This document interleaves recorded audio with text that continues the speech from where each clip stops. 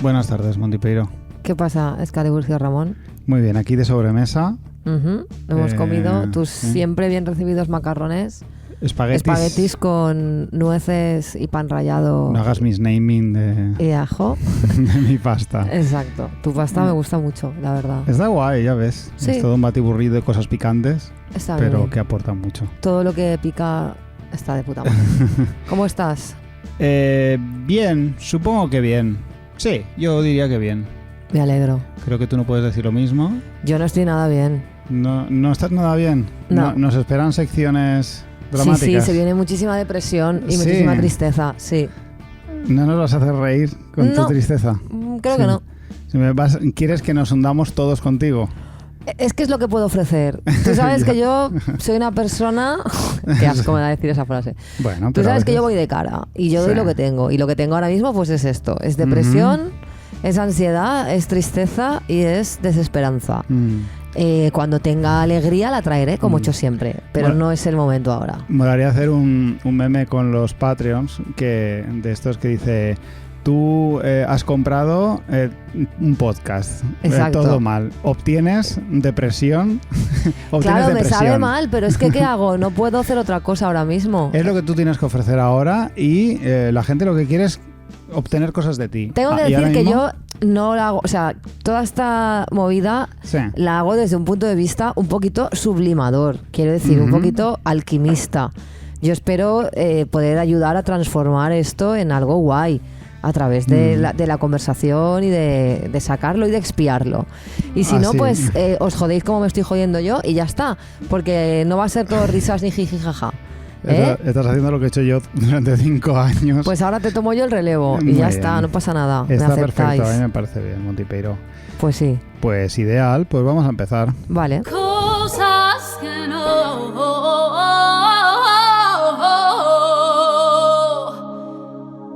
no, coño. Mira, Escaliburcio, a mí me ¿Qué lleva pasa? un poquitito por la calle de la amargura el concepto fluir. Ya. Porque ¿Por no qué? lo entiendo, porque fíjate, para que entiendas, ¿vale? Yo ahora, como me sitúo en la ansiedad, Ujú. necesito sobreplanificarlo todo Sí. y yo soy consciente de que de que tengo que luchar contra eso, lucho contra eso, aplico mis estrategias y pues intento dejarme llevar. Pero para mí dejarme llevar implica el vacío, implica la incertidumbre y yo ahora mismo si algo tengo de sobra es incertidumbre y vacío, entonces no necesito Sí. más.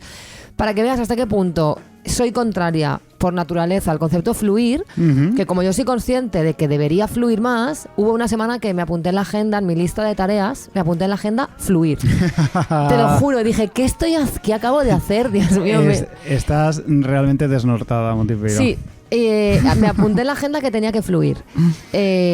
Para que entiendas, ¿no? Entonces, que está muy guay, que yo envidio a la gente que fluye. Sí. Pero te digo una cosa, fluir es un privilegio.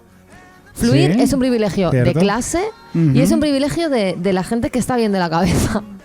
Y también te digo que la gente que fluye también hay un puntito egoísta. Sí. ¿Sabes? Que es como yo estoy bien y yo, Claro. o sea, quiero tener siempre la última palabra para hacer todo el rato lo que Claro. yo quiera sin comprometerme. Sí. Bueno, a veces hay que comprometerse un poquito, ¿sabes? Un poquito está bien. Y hay que respetar que las demás personas tienen ansiedad y no pueden fluir, ¿vale? Entonces, ya está bien de fluir. Podríamos decir que si fluyes tú mismo con tus cosas, perfecto, pero fluir con las cosas de los demás ya es un poco Es que esa es la problema. movida, que Claro. la gente quiere fluir con mi tiempo, no fluyas.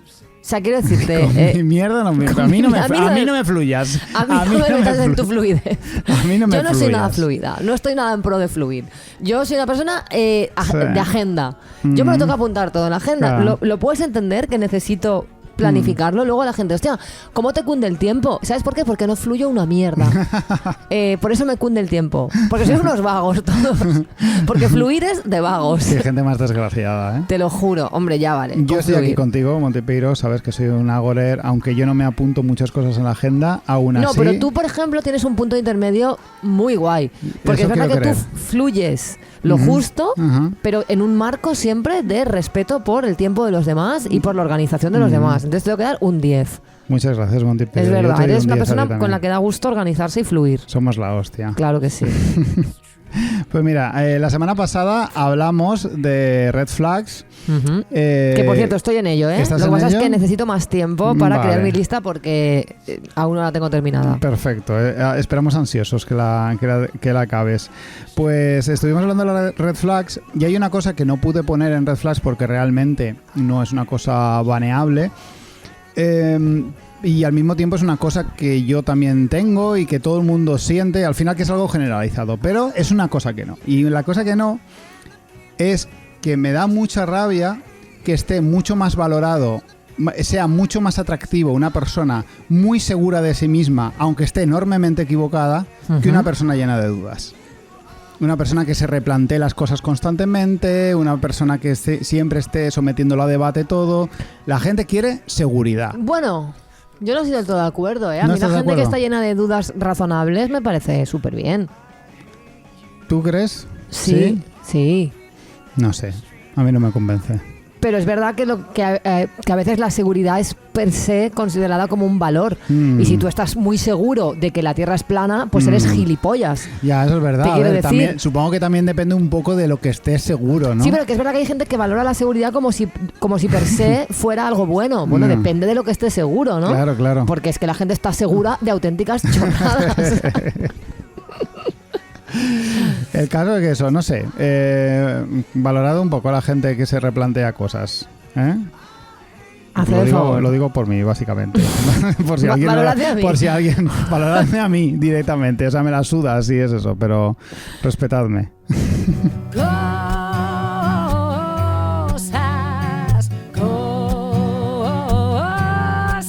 que no sé. Vamos allá con el cosas que no sé, Monty Peiró. Dale.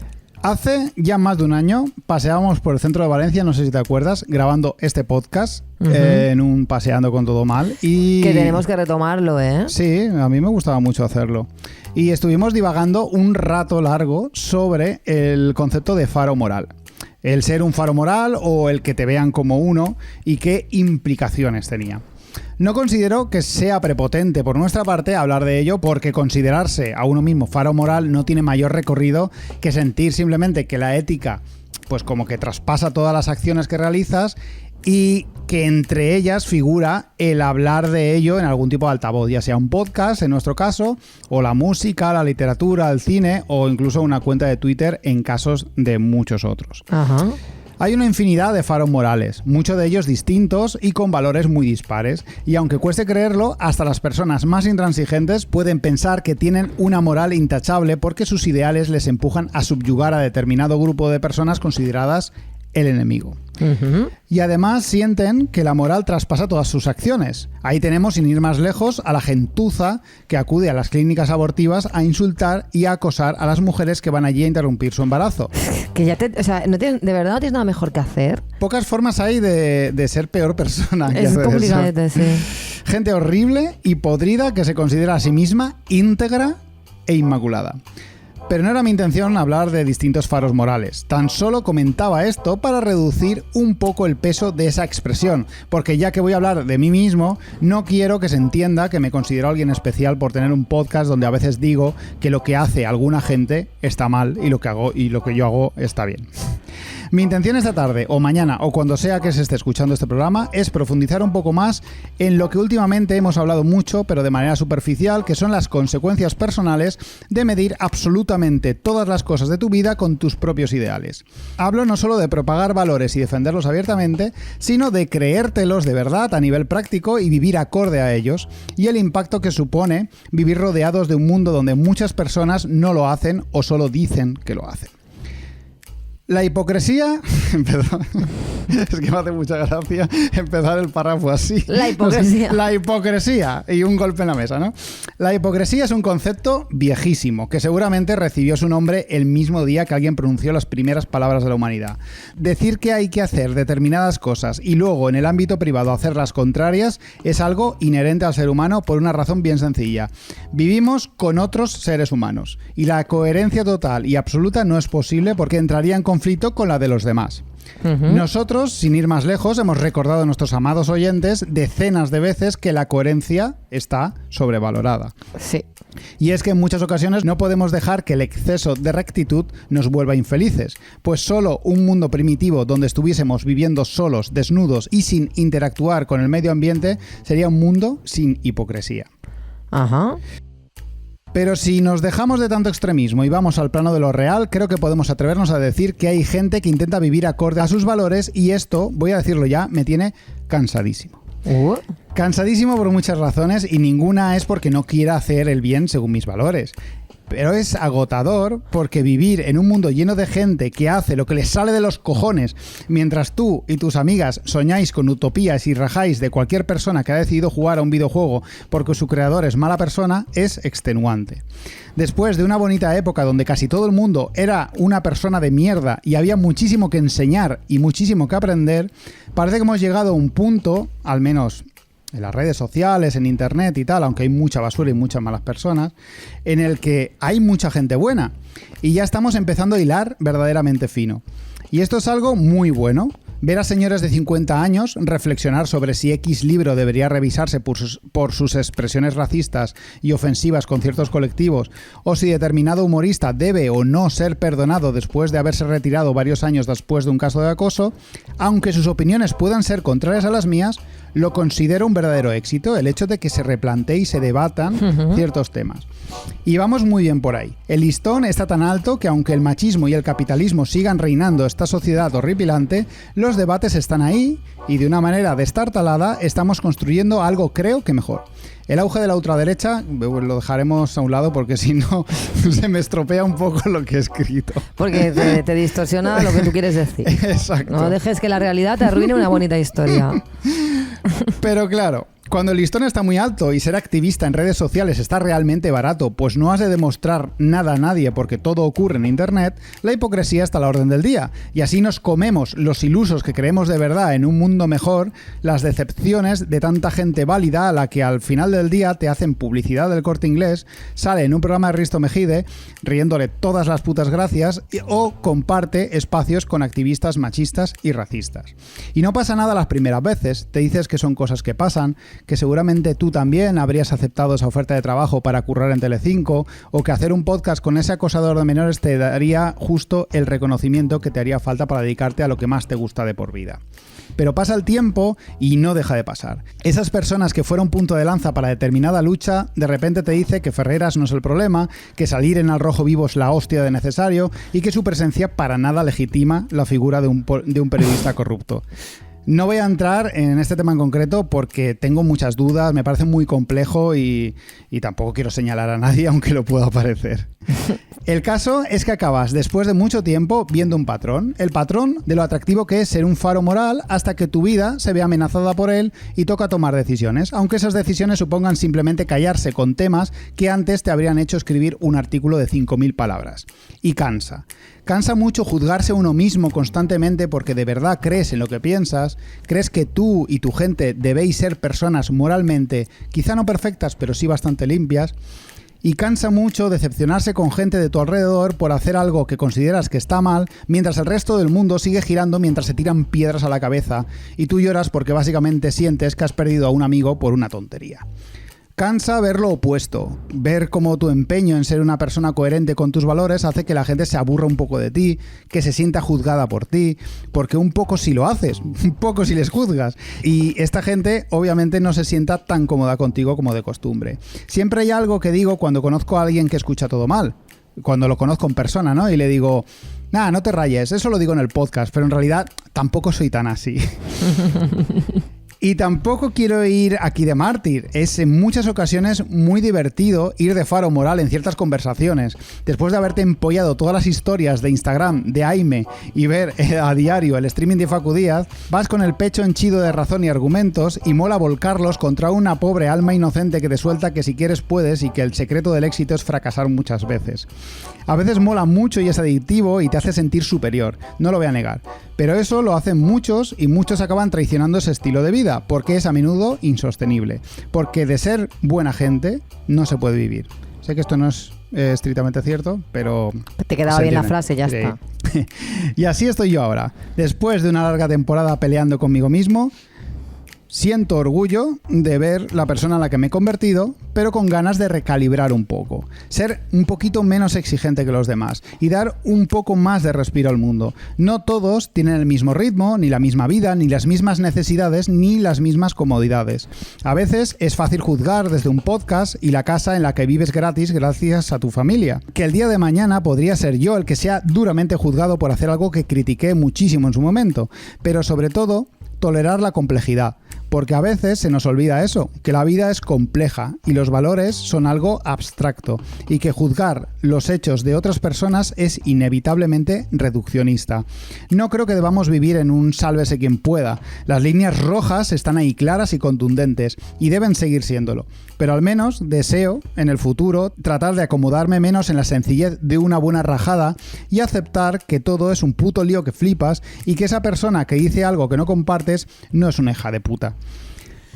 Vaya, con el Excaliburcio más relativista, Moral. Sí, ¿verdad? Esto no lo he visto venir. Me encanta el relativismo, es la hostia. Ahora estoy muy en el relativismo. A ver, el relativismo, que te tengo que decir que esto los antropólogos lo superamos aproximadamente en los años 60, ¿vale? Entonces, dame la lección de mi vida, este Montepiedra. debate ya está más que superado. Venga. ¿Vale? El relativismo moral no puede servir para justificar cualquier mierda. No, a veces hay gente que es una hija de puta. Lo es. Eso es otra Dejémoslo noticia. claro, dejémoslo claro. No, sé lo que quieres decir y creo que está guay. Yo pienso, por lo que te conozco y tal, creo que siempre ha estado en ti la respuesta.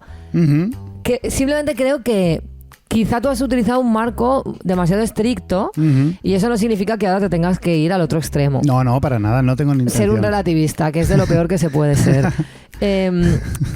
Yo personalmente no... Yo me exijo, mi relación con los principios es exigirme muchísimo a mí misma. Ajá. Y no exigirle tanto a los demás. A mí, por ejemplo, me molesta mucho cuando como con gente que come carne. Me molesta mucho que traten de justificarme que comen carne o que incluso les dé palo pedir algo con carne, pues a mí me molesta. Y es como, no.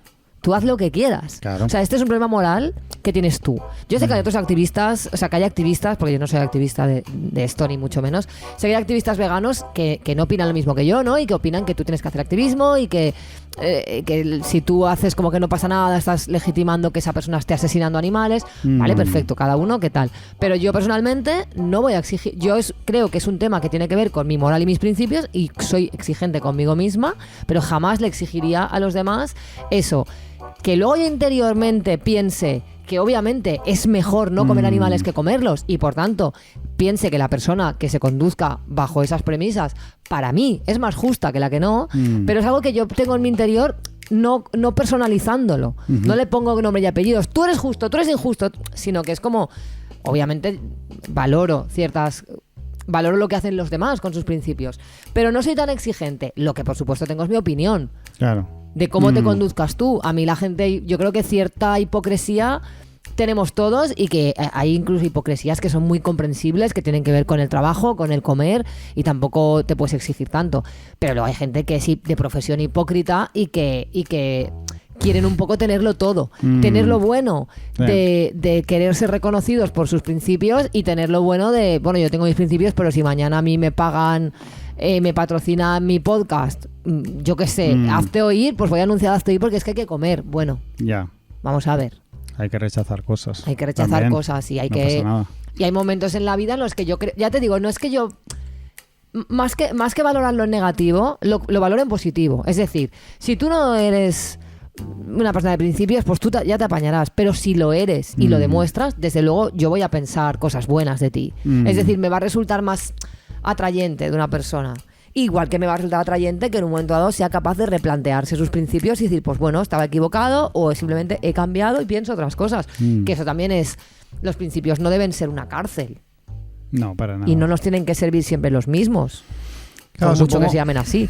Supongo que el principal conflicto que tengo yo es de la gente que abiertamente se ha erigido, ¿no? Un faro moral, que ese es un poco el problema. Porque gente que se la suda un poco todo o que tiene sus ideales, pero no está todo el rato diciendo esto está mal, esto también, esto también. Claro. Aunque muchos se han aficionado a eso. O sea, Twitter está lleno de gente diciendo lo que está bien y lo que está mal.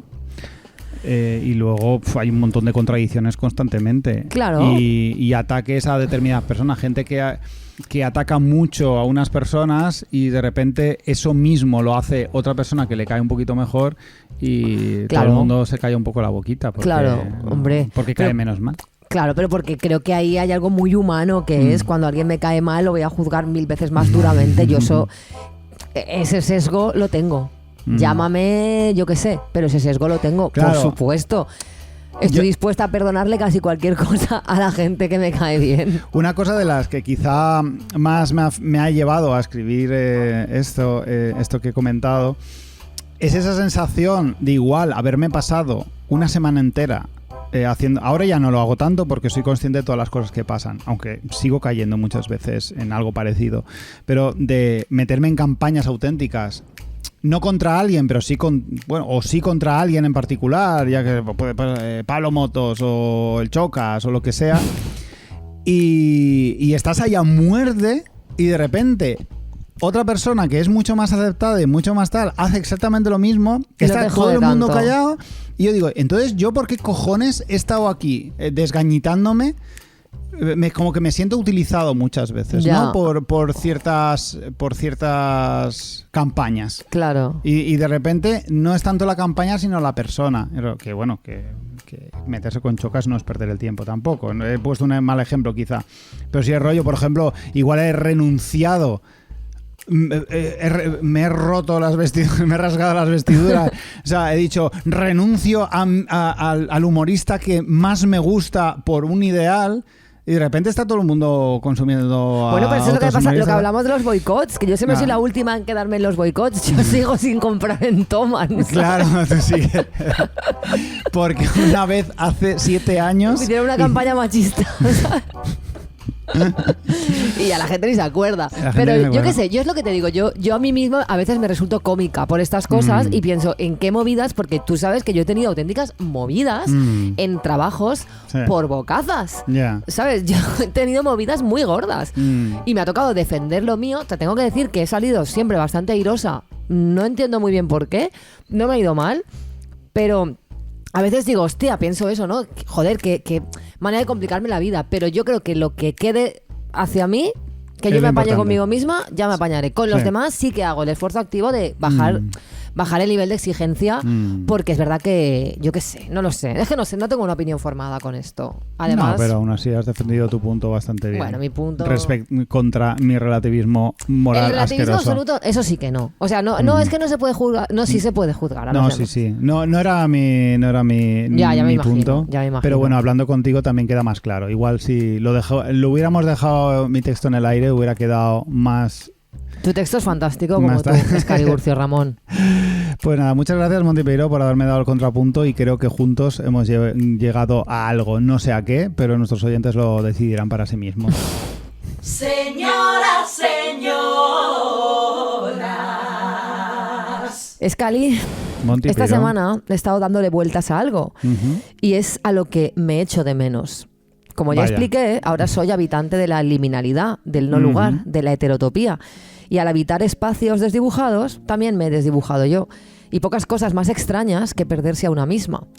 El otro día sucedió algo de lo que todavía no puedo hablar, pero recibí un email muy importante. Uno que me llevó a algo que hice hace tiempo, pero que todavía no ha visto la luz. Algo que pertenece a la época anterior al tsunami emocional y que prácticamente ni me acuerdo, pese a que es una de las cosas más guays que he hecho jamás. Pero bueno, basta de cripticismo. Cuando se pueda hablar de esto, ya hablaremos. Lo que quiero decir es que sentí algo muy extraño, como observarme desde lejos, observar a la persona que fui y que podía hacer algunas cosas porque tenía una vida estable, tranquila, equilibrada. Yo estaba bien, tenía las cosas claras, la vida ordenada. Sabía que iba a hacer cada día y con quién. Y aunque nada es perfecto, yo desde luego no tenía que preocuparme por cuánto terreno me ganaría cada día la ansiedad, y desde luego tenía metas algo más elevadas que no llorar en el trabajo o sobrevivir al domingo sin meter la cabeza en el horno como Silvia Plath. Y me recorrió un escalofrío y una tristeza inmensa porque, joder, ¿cómo me echo de menos?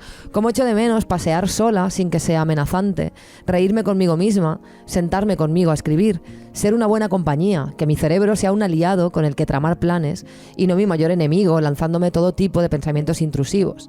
Echo de menos cuando los planes los hacía porque me apetecía y no como una obligación para rellenar el tiempo y tratar de acelerarlo, para jugar al despiste por si acaso de repente ese día, por el motivo que sea, me acabo enganchando a una conversación y me sobreviene una inesperada alegría o sencillamente ausencia de tristeza. Echo de menos no tener que destinar todo el día y todas mis fuerzas a no hundirme con el desgaste que eso conlleva. Cuando mis amigos no estaban preocupados por mí, cuando yo podía cuidar de ellos porque estaba bien, cuando yo misma no estaba preocupada por mí. Y es rarísimo esto, nunca me había pasado. Por supuesto que había sufrido anteriormente, mucho además, pero jamás desde este lugar en el que de repente no te reconoces, no te encuentras y tampoco sabes dónde buscar. Decía Silvia Plath, que además de meter la cabeza en el horno, escribía genial, que el suelo parecía maravillosamente sólido. Era consolador saber que me había caído y que no podía caer más abajo. Sin embargo, yo no conecto nada con esta idea, lo he sentido y no me gusta nada esa sensación. No soy el tipo de persona que se revuelve cómodamente en el fango y disfruta de la tragedia y de la autocompasión. Ni un solo día en todo este tiempo he dejado de pelear por recuperarme, pero los procesos así son necesariamente largos, hostiles y duros. Precisamente porque se nos arrebata quién somos, es difícil recuperarnos. Todas mis herramientas, todos mis recursos están en mi antigua yo, que ya no habita en mí. Como cuando te dejas las llaves en el otro bolso y no puedes entrar a tu casa, que es tuya, que vives ahí, te pertenece, pero no puedes acceder. Y llamas a un cerrajero, a mi psicóloga. Pero no hay llaves maestras para entrar en una misma. Si las has perdido, te jodes y tallas una nueva, con todos sus dientecitos, con todas sus curvas y sus afilados recovecos que tienen que ser perfectos para que la cerradura ceda y los goznes nos saluden y nos permitan entrar. Y mientras tallo mi llave día a día, me repito a mí misma, cree en el proceso, mientras trato de no volverme loca, de no quedarme calva, mientras intento entender que aquella yo que se aleja en el horizonte, a la que apenas veo, volverá cuando sea el momento. Y entiendo que haya gente que apueste por toda una vida de cómoda infelicidad, de estabilidad, no estimulante, pero sí reconfortante. Enfrentarte a una verdad tan dolorosa como que todo lo que habías peleado por construir, todo lo que te dio la posibilidad de crecer desde un lugar seguro, ya no te sirve, es realmente complicado y largo. Mi psicóloga me dice que del mismo modo que si quieres ser madre tienes que aceptar que el proceso durará 9 meses, te pongas como te pongas, yo tengo que aceptar que este proceso dura lo que dura y no importa la prisa que yo tenga, durará lo que tenga que durar. Joder, pero ¿hay algo más cruel que pedirle paciencia a alguien devorado por la ansiedad? ¿No es la vida un poquitito horrible con estas cosas? ¿No podríamos haber desarrollado mecanismos evolutivos más útiles para estas situaciones en vez de, yo qué sé, esa estupidez de doblar la lengua que pueden hacer algunas personas o el reflejo cuando nos golpean en la rodilla, que no vale para absolutamente nada? En Portugal tienen la palabra saudade, esa sensación de nostalgia que te recorre y que ni siquiera tiene por qué evocar nada en concreto, nada que hayas vivido o nadie a quien hayas conocido. La saudade es la presencia de la ausencia, la sensación vívida de que efectivamente nos falta algo. Y la saudade hacia una misma, hacia lo que fui y ni siquiera sé si volveré a ser, al menos del mismo modo, al yo que se fue, es una de las cosas más terribles que he vivido.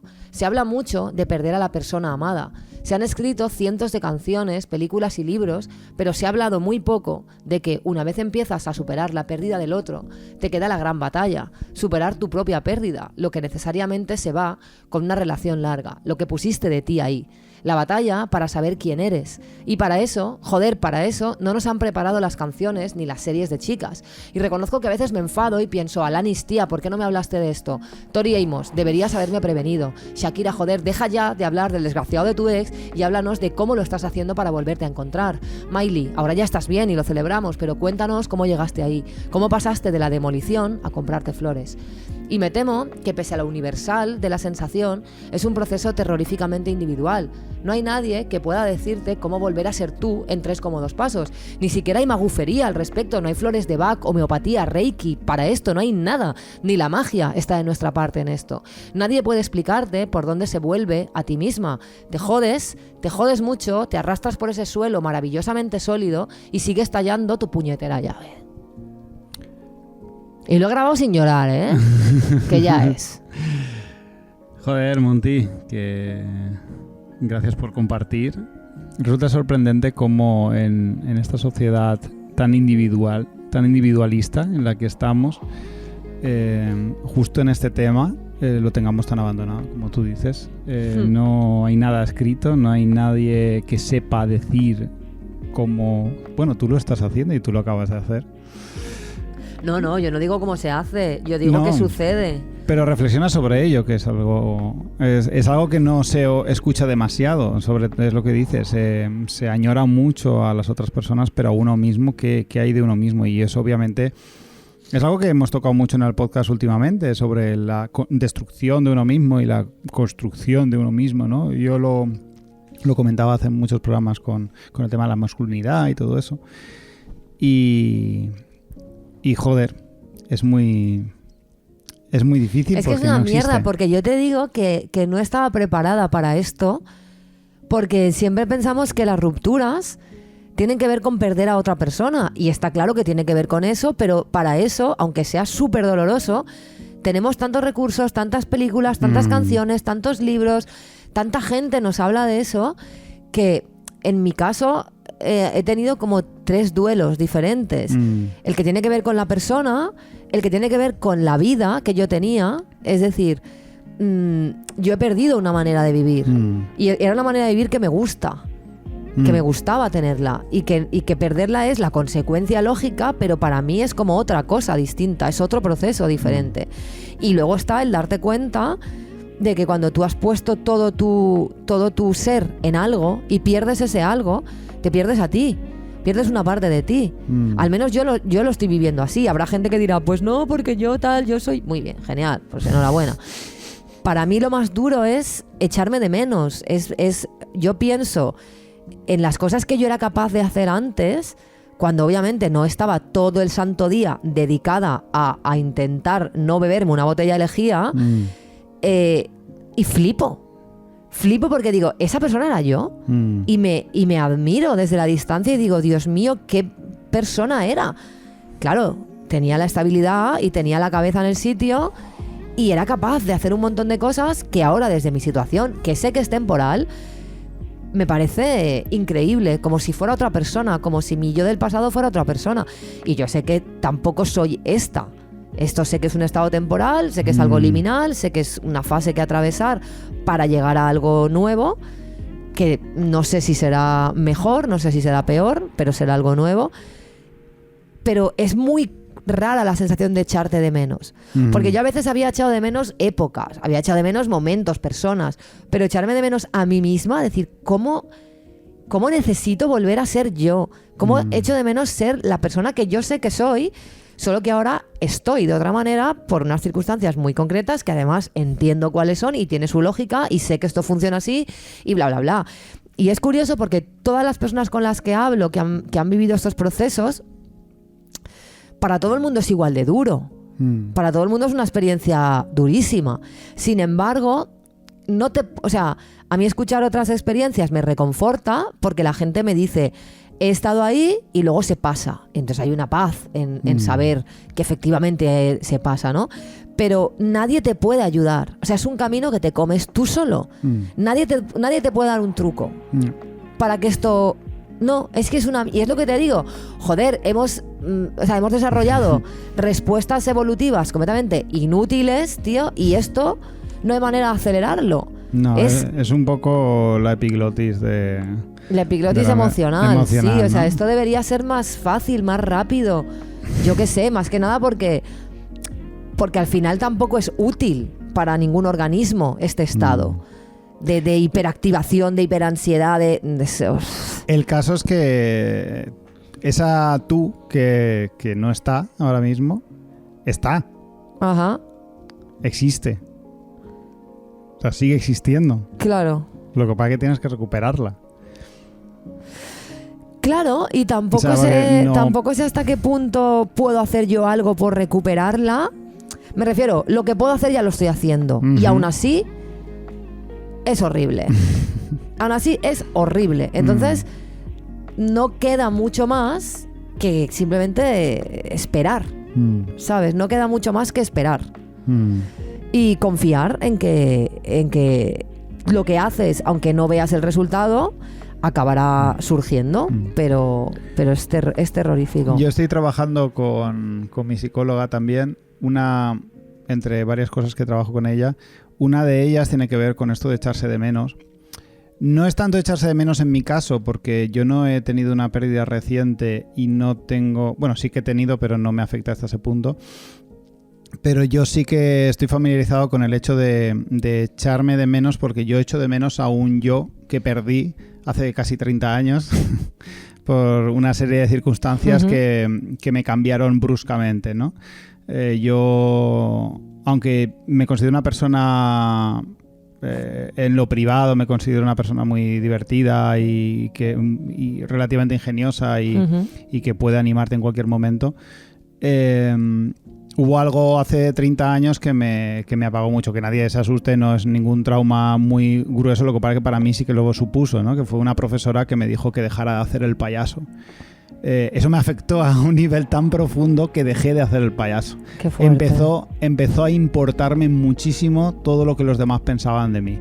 Cuando justo antes de esa frase no lo pensaba, no tenía ese miedo. Yo era un chaval feliz, tendría como 12, 13 años y era feliz haciendo el idiota. Y quería ser humorista, quería hacer el tonto todo el rato. Y ocurrió esto y para mí fue una losa impresionante. Ya. Y aunque sé que ese chaval está en mí, yo creo que tú lo has podido ver en más de una ocasión. La gente allegada a mí lo ha podido ver en alguna ocasión. No consigo sacarlo del todo y a mí es una cosa que a mí me hace mucho feliz, me hace muy feliz y lo echo mucho de menos constantemente. Me encantaría que ese yo saliese más, incluso se quedase. Ya. Pero bueno.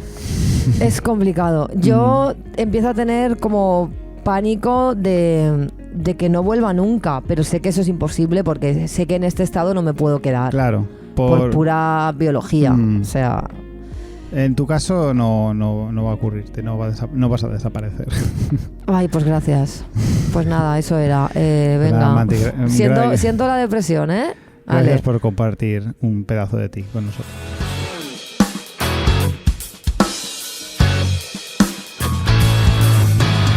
Bueno, Monty, venga, vamos a acabar. Vamos a animarnos un poco con... Vamos a animarnos mucho. Bueno, antes de irnos tenemos que decir que esta semana tenemos un nuevo Patreon. ¿Ah, sí? Sí. ¿Quién es? José Manuel. José Manuel. Vale, Gracias. entonces, José Manuel, eres una persona excelente. Sí, la mejor persona de esta semana. Y estamos muy, muy, muy felices de tenerte en nuestra familia.